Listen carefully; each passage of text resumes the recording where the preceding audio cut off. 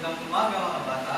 Magandang umaga, teacher. Magsitayo muna tayo para sa isang aralin. Christian, maaari mo bang paunahan ang ating panalangin?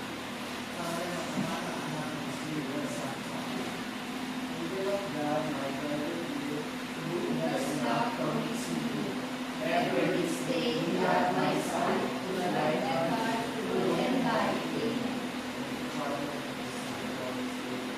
Bago kayo umupo, maaari bang pagpulot ang mga kalat sa inyo sa ilalim ng inyong mga. At kung wala naman, ay maaari bang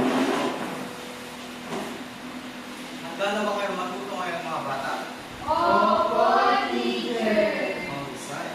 Pero bago natin simulan ang ating aralin, ay may aktibidad muna tayo.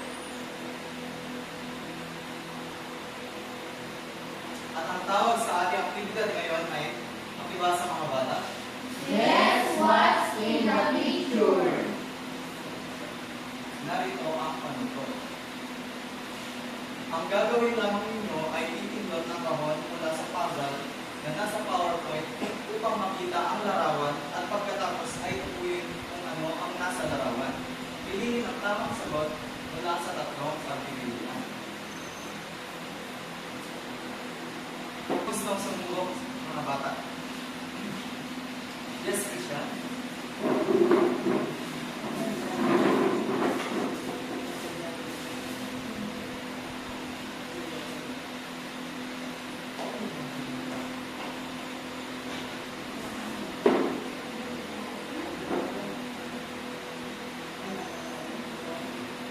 Piliin mo ang sagot.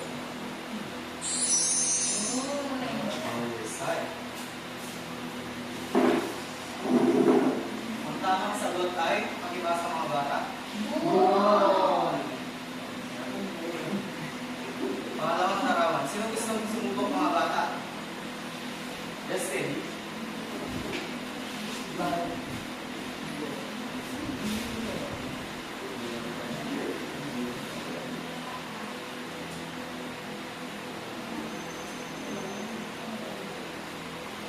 Ano ang nakikita mo sa larawan?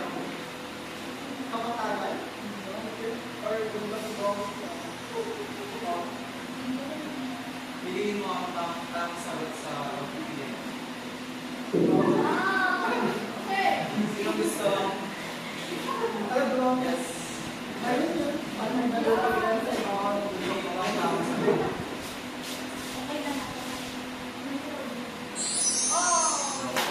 Ang tamang sagot ay makibasa. Pangatlong larawan. Yes, may ka.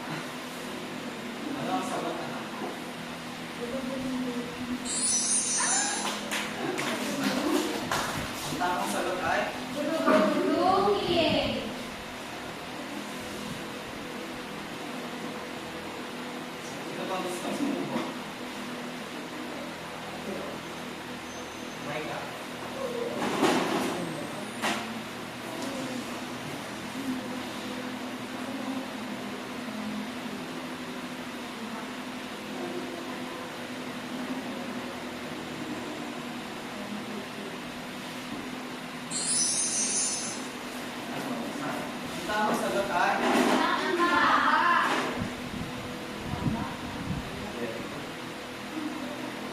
mapuling larawan. Sino gustong sumubo? Yes, tayo.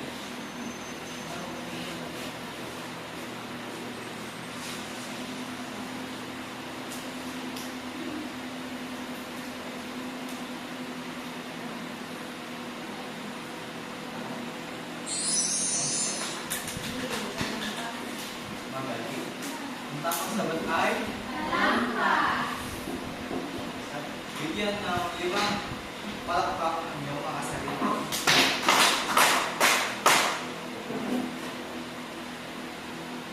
Base sa mga larawang nakita ninyo sa PowerPoint class, ano sabihin ninyo ang pag-aaralan natin ngayong araw nito?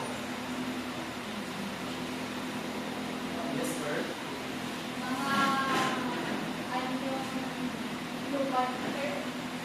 Mahusay. Ang pag-aaralan natin ngayong araw nito ay tungkol sa mga makibasa class. Anyong lupa.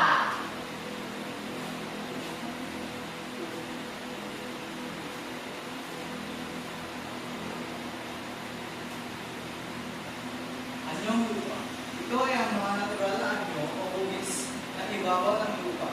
At ilan sa mga halimbawa ng mga anyong lupa ay bulkan, kapatagan, lambak, bundok, kabundukan o bulbundukin, burol at talampas. Una ay ang bulkan. Maaari ba ninyong basahin kung ano ang kahulugan ng bulkan? Class? Isang uri ng anyong lupa na nagbubugan ng lava o nagbabagang mga bato at hamon na nagmumula sa bungakan nito. Ang halimbawa ng bulkan ay Bulkan ngayon.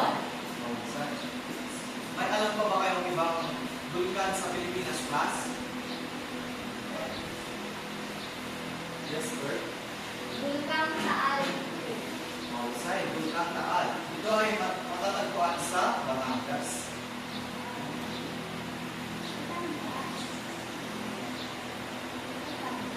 Susunod tayo kapatagan. Ang kapatagan ay ang malawak at patag na lupaing karaniwang tinatamnan ng gulay, palay at butas. At isang halimbawa nito ay ang kapatagan ng Nueva Ecija. May alam pa ba kayong ibang kapatagan sa Pilipinas, class?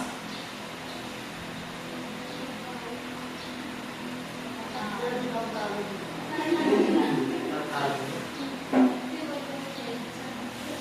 Wala na. Ang isa pang halimbawa ng kapatagan sa Pilipinas ay ang kapatagan ng Lanao del Norte na matatagpuan sa Mindanao. Hindi pa kayo makasama. Susunod naman ay ang lambak. Pakibasa, class? Tinatawag namang lambak ang kapatagan na napapaligiran ng kabundukan. So, ang lambak daw ay kapatagan na napapaligiran ng mga bundok o kabundukan. At isang halimbawa ng lambak ay Lambak ng Cagayan. na matatagpuan sa Luzon. May alam pa ba kayong ibang halimbawa ng lambak sa Pilipinas, class?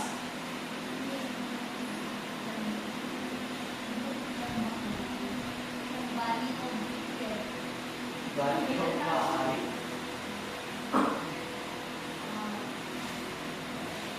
So, ang isa pang halimbawa ng lambak sa Pilipinas ay ang lambak ng Bengue sa Baguio. Susunod ay bundok. Pakibasa, class? Ang bundok ay ang mga matatayog na anyong lupa. Dito ay makikita sa lahat ng lugar sa Pilipinas. So, ang dalawang halimbawa ng tanyag na bundok sa Pilipinas ay ang Mount Apo o Bundok Apo at ang Mount Makiling. So, ang Mount Apo ay matatagpuan sa Mindanao. At ang Mount Makiling uli naman ay sa Luzon. May alam pa ba kayong ibang bundok sa Pilipinas? O kaya sa ibang bansa? May alam pa ba kayo? Yes? Mahusay. Mount Everest ang pinakamataas na bundok sa buong mundo. Yes, Christian? May alam? Mount Fuji. Ang Mount Fuji ay bulikan. Sa ito ang halimbawa ng bundok. Hindi sa bundok. Susunod naman ay bulubundok. Diba sa class? Ang kumpol na bundok ay tinatawag na bulubundukin. Ang isang kanyang na bulubundukin sa Pilipinas ay ang Sierra Madre. Alam niyo ba kung saan ang Sierra Madre class? Saan ito matatagpuan? Yes, Bert? Sa Luzon City. Mahusay. Matatagpuan ang Sierra Madre sa Luzon at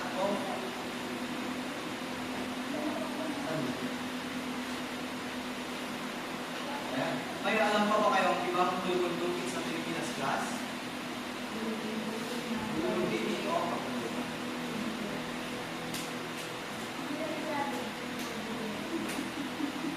Yes, ready?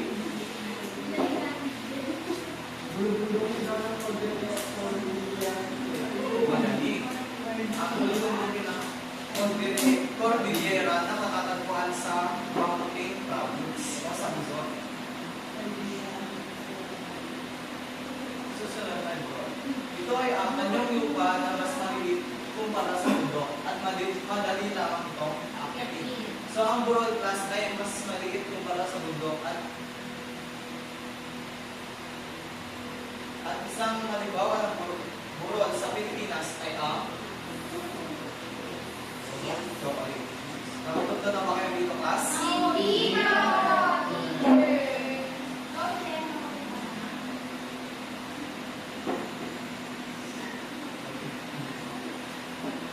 So ang Burol chocolate mix class ay isa sa pinakatanggal na burol sa Pilipinas.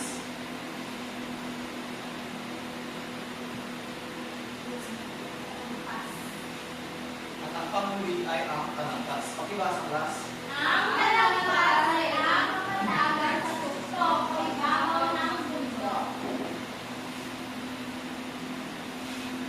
At isang halimbawa ng talangkas sa Pilipinas ay ang talangkas ng Cagayan. Saan dito matatagpuan class? Luzon.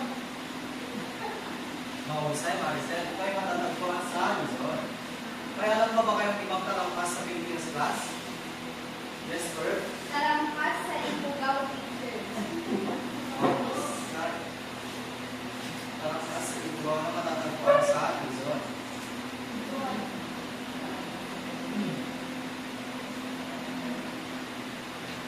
Narito pa ibang halimbawa ng mga halimbawa. Ang kapatagan ng Benguet na matatagpuan sa Baguio. at sa at ang talangkas ng Bukidnon. ito ay matatagpuan sa Luzon, teacher. hindi. Ang Bukidnon ay nasa Mindanao. Ay, hindi ka na.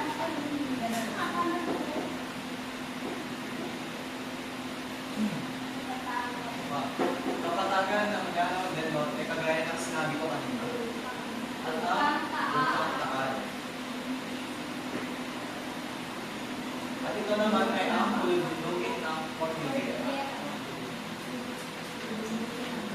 Naintindihan niyo na ba ang mga anyong lupa class? Opo, teacher. At para mas maintindihan niyo pa ang ating alagin, ay inihanda akong aktibidad. Makibasa ang panutukan. Ang inyong klase ay mahati sa dalawang grupo. At bawat grupo ay mabibigyan ng envelope na naglalaman ng jumbled letters at puzzle ng isang anyong lupa. Ayusin lamang ang jumbled letters at ang puzzle upang mabuo ang larawan ng anyong lupa at ang pangalan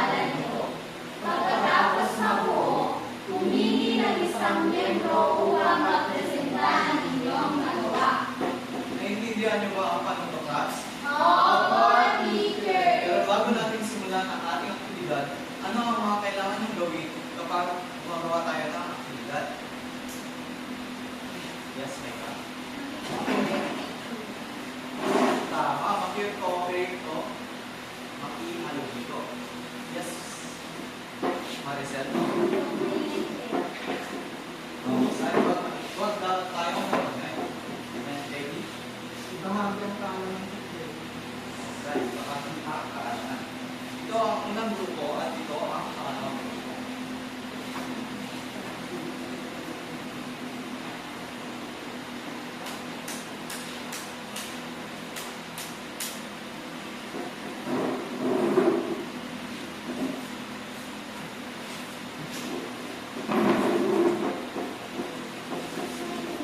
Meron lamang kayong 5 minuto upang tapusin ang inyong aktibidad. Paliwanag ba, Kas? Opo, teacher.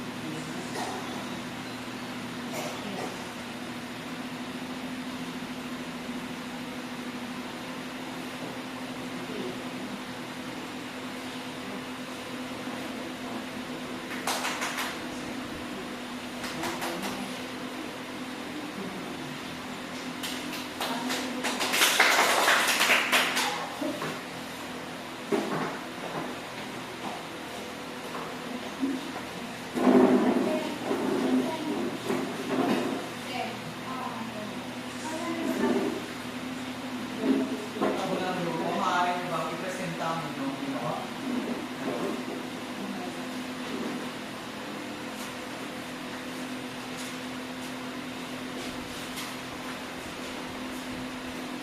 Ito ang hanap na burol kaya burol, isang burol.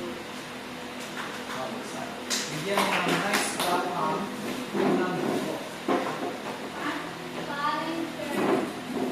Ganito kung paano gawin ang nice spot. 10, 5, 4,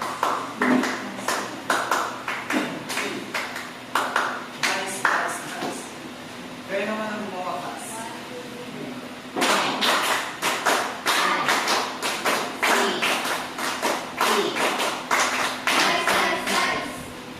At ang pangalawang grupo naman.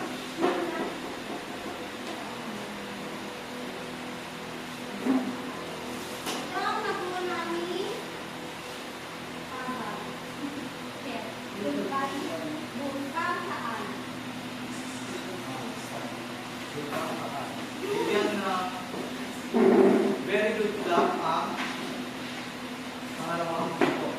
Alam niyo ba kung bakit? Ganito kung paano gawin ang very good luck. 1, 2, 3, 1, 2, 3. Very good. Kaya naman ang buha Kas. Very good. Nagustuhan ba ninyo ang activity class? Oo, teacher. Mag-isa. Ano ulit ang paksang ating pinanakay class? Yes, naka.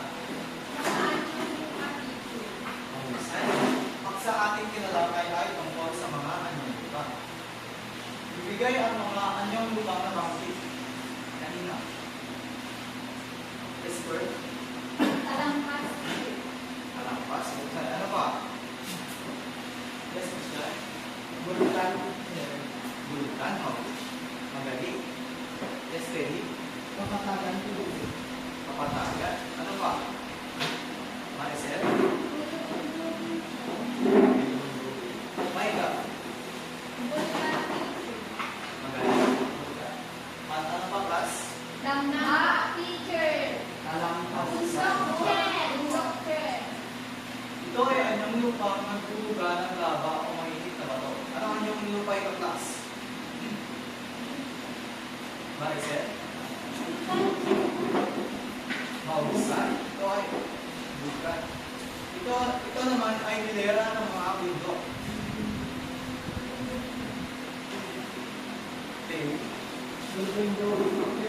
Mahusay. Ito naman ay kapatagan sa taas ng bundok. Yes, Christian? Magaling. Tapas.